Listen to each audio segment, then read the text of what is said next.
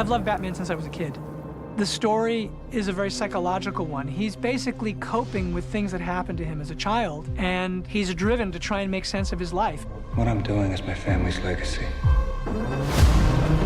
Matt didn't show me a script or anything, but just kind of said the tone, and it sounded quite radically different from anything we'd seen in Batman movies before.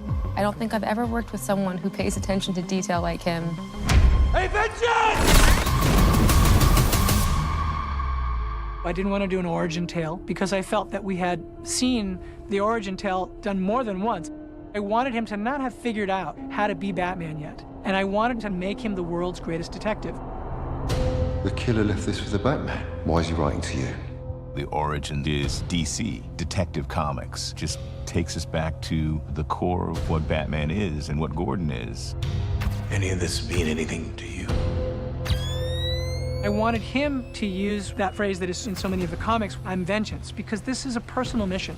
But there is a dark side to this idea of vengeance. Batman is very much about the psychological investigation of a character that is caught in his own moral maze. He outmatches these people because he's fighting a stranger as if they have personally harmed him. I think in a way he's imagining that these are the people who killed his parents, like every single one of them. It's not about black and white. It's not about good and evil. There's just so much in the gray. Gotham is a really, really scary place. And so all of that as a world is incredibly rich for a filmmaker. Watch it, fellas. You got the prince of the city.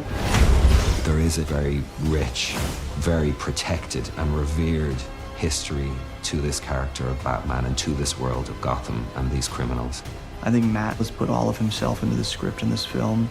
I think he's got a lot of him in there. I've got a lot of me in there, yet it's the Batman, it's the Riddler.